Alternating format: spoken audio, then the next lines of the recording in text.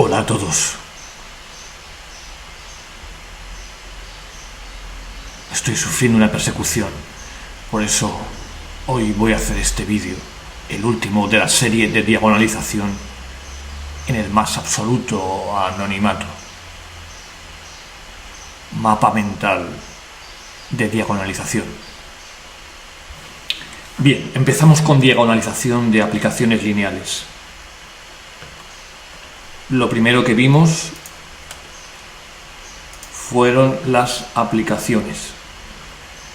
Ahí vimos básicamente dos aplicaciones. Cadenas de Markov. Aquí tenemos el diagrama de estado de una cadena de Markov. Una cadena de Markov está formada por tres objetos que son el conjunto de estados S1, S2 y S3. Un conjunto de probabilidades que marcan cómo se pasa de un estado a otro. Por ejemplo, aquí S1 tiene probabilidad de quedarse en S1 igual a 0,5. Y por último, una condición que se llama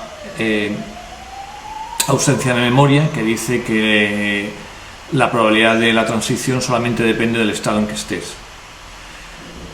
También os puse unos cuantos ejemplos de composición algorítmica en el que se veían aplicaciones de las cadenas de Markov.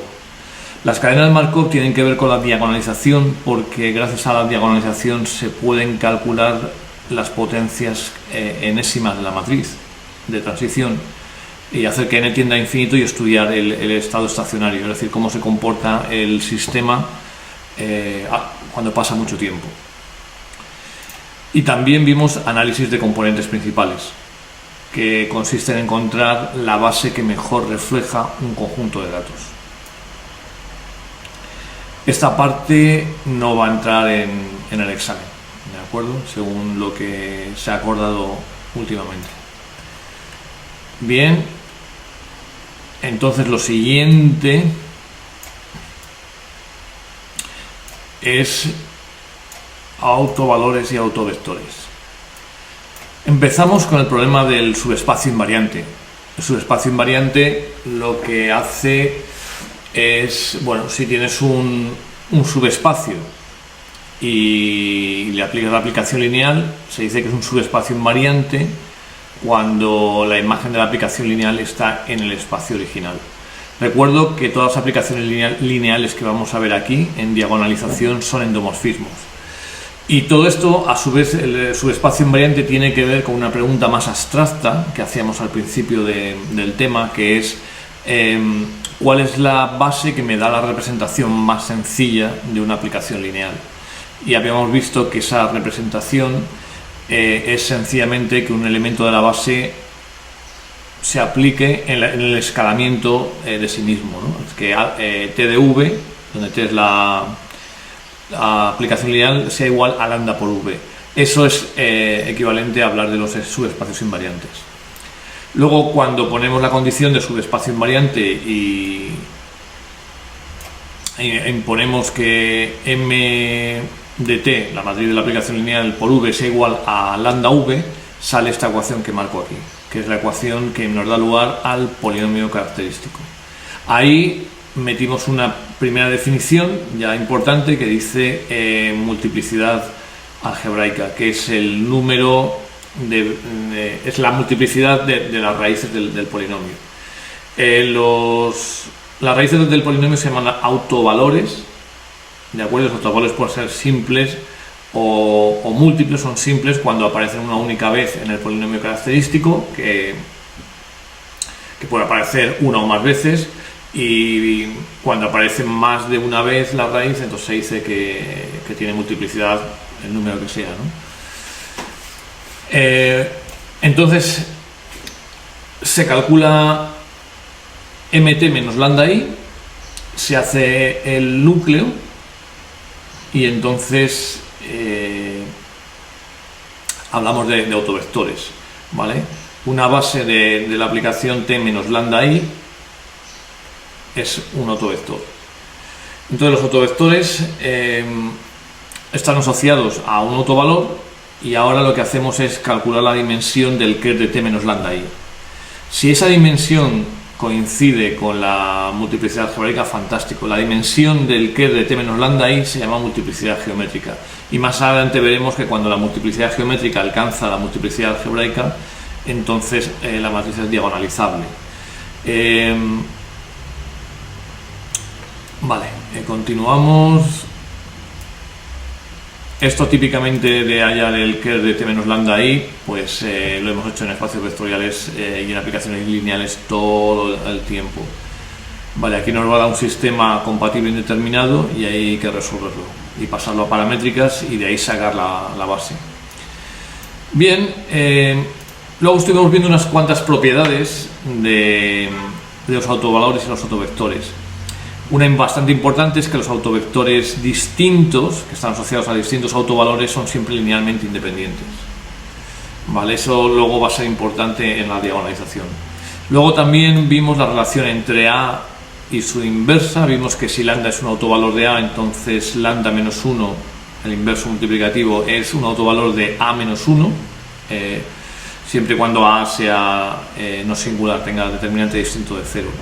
También vimos la relación entre A y la traspuesta, vimos que los autovalores son los mismos, y luego también vimos la relación entre A y los autovalores nulos. Aquí con la A me estoy refiriendo al determinante. Vimos una propiedad que decía que el determinante de A es nulo si solo si existe al menos un autovalor nulo.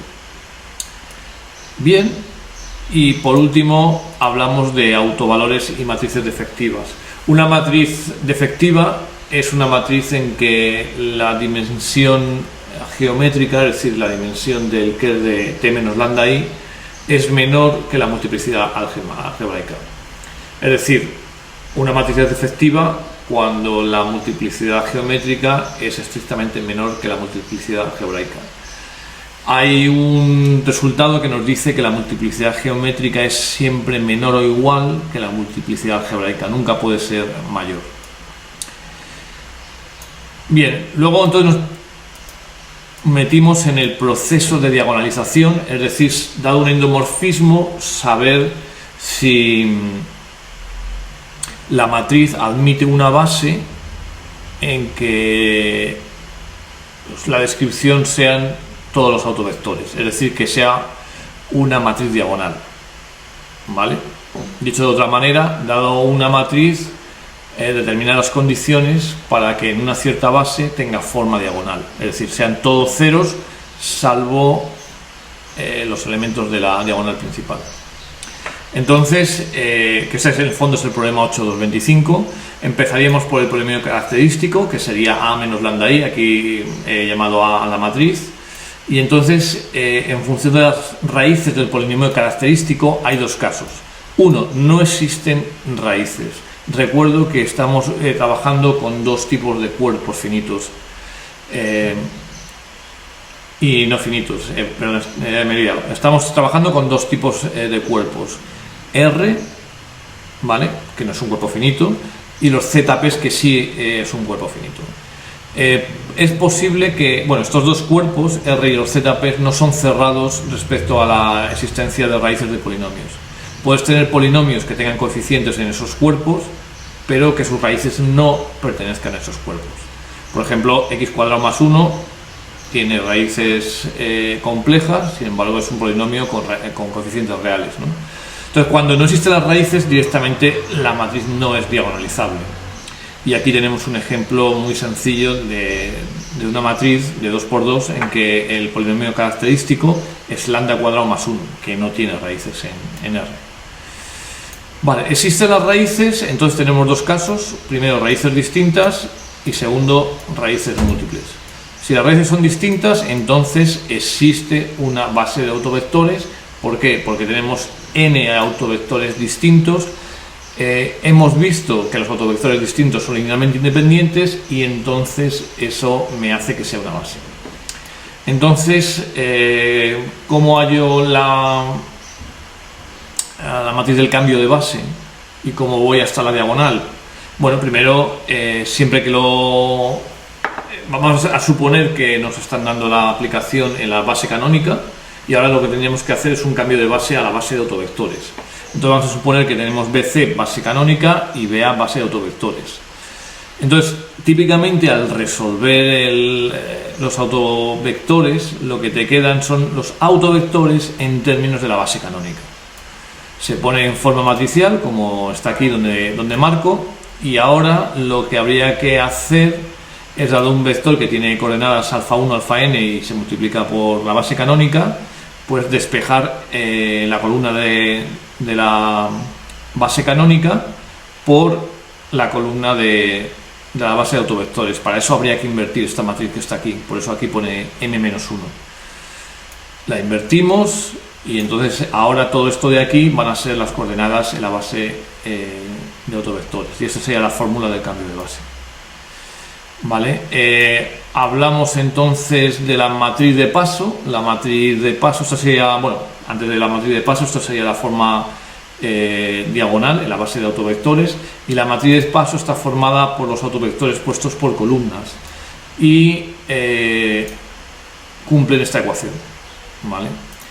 Esta ecuación que se aplica tanto a x de bc como a y de bc, porque estamos dentro del mismo espacio, ya que T es un endomorfismo. Y entonces tendríamos que sacar de aquí, de esta ecuación de aquí, sustituimos despejando de aquí xbc e ibc la ecuación correspondiente y nos quedaría esto. Entonces y de BA sería P por M de T por P-1 por X de BA, ¿vale? Y estas tres matrices constituirían la matriz diagonal que está aquí. Vale, y entonces la matriz sí es diagonalizable. Cuando hay raíces múltiples y la matriz es no defectiva, entonces todavía la multiplicidad geométrica alcanza la multiplicidad algebraica y tenemos n autovectores linealmente independientes, y por tanto existe una base de autovectores y se procede exactamente igual que en el caso de las raíces distintas. Y la matriz sí es diagonalizable. Cuando la matriz es defectiva, pues me faltan autovectores para completar la base y entonces no existe dicha base y la matriz no es diagonalizable. Bien, aunque no entra en el examen, y mira que lo lamento, voy a explicar un poquito el último módulo, la última sección de las notas, que tiene que ver con modelos y aplicaciones. Entonces, vamos a ver qué son los modelos matemáticos, que los hemos usado bastante, pero muchas veces de manera pobre, porque en realidad solamente los problemas que habéis visto atañían a, digamos, la parte de cálculo y no la parte conceptual, ¿no? Ya sabéis el empeño que tengo en lo conceptual, es lo que realmente te vuelve inteligente, no los cálculos. Entonces, un modelo matemático es una abstracción de un fenómeno, ¿vale? Ese fenómeno tiene... un fenómeno es cualquier evento que se puede... que podemos percibir o del cual podemos hacer... podemos pensar sobre él. Los fenómenos pueden ser cuantificables y no cuantificables, si tienen algún aspecto numérico en ellos. Ahí es donde entran las matemáticas. En realidad entra también la parte no cuantificable. Y un modelo, pues hemos visto en clase que está formado por una entrada de datos, unas variables independientes que con frecuencia se piensan como causas, una serie de parámetros que están inmersos en el modelo, una serie de variables dependientes, una serie de relaciones entre las variables independientes y dependientes y una salida. Típicamente los modelos conceptuales,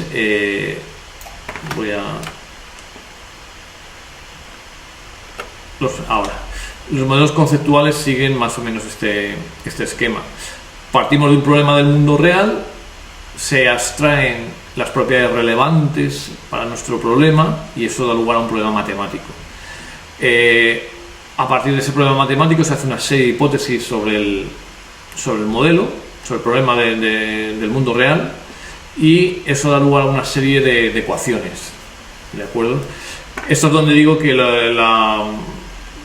en general, cuando se hablan de modelos en muchos sitios, y he dado clases de modelos matemáticos, por ejemplo, cuando estuve en Estados Unidos, pues únicamente es, vamos a estudiar modelos exponenciales, pues toma, aquí tienes una función exponencial. No, eso es incorrecto. Un modelo exponencial no es únicamente una función exponencial, es mucho más. tiene que ver con cómo se comporta el fenómeno. Bien, una vez que tienes las ecuaciones, resuelves tus ecuaciones y obtienes una solución. Muchas veces la solución puede ser analítica, cerrada, única, etcétera, o, como ocurre con frecuencia, hay que hacer aproximaciones numéricas. Entonces hay que hacer una interpretación de esa solución, que esta es la parte más difícil, ¿de acuerdo? Un pensamiento crítico respecto de lo que has obtenido, y tienes que compararlo con los datos de que se disponen. Si el modelo no funciona, entonces tienes que volver a refinar tus hipótesis, y estás en este bucle varias veces hasta que obtienes una solución satisfactoria. Y por último, lo comparas con el problema en el mundo real. Por eso he dibujado aquí esta línea, ¿no? Bien, y dentro de las aplicaciones vimos dos. Una fueron los árboles de Fibonacci, que fue un problema bastante largo, que estaba tomado de un artículo de investigación en que se definían los árboles de Fibonacci por Tarjan y su coautor. Y bueno, pues estuvimos viendo que gracias a la diagonalización era posible sacar una expresión analítica de la sucesión de Fibonacci que necesitábamos para probar que los árboles de Fibonacci se pueden implementar en tiempo logarítmico. El otro gran ejemplo que vimos son las cadenas de Markov de dos estados, donde teníamos dos estados nada más, con probabilidades Q de quedarte en el mismo estado, P de cambiar de estado. Q y P son dos números estrictamente de 0 y 1, y vimos cuál era el estado estacionario. Y el estado estacionario, pues, aunque parezca sorprendente, salía que era un medio en todos los casos, para todas las probabilidades. Es decir, que no importa con qué probabilidades parta, cuando n tiende a infinito en el número de pasos, las salidas y entradas de los estados se van a estabilizar en torno a un medio. Es decir, en el estado estacionario tendré la misma probabilidad de quedarme en mi estado que de cambiar de estado. Y es un resultado bastante sorprendente. Bueno, amigos, y esto ha sido todo. Voy a poner ahora la voz de Guy Fawkes porque es lo que toca. Bueno, amigos, hasta aquí ha sido la serie de diagonalización. Las próximas series serán sobre exámenes de entrenamiento. Espero para entonces poder revelar mi verdadera identidad. Adiós.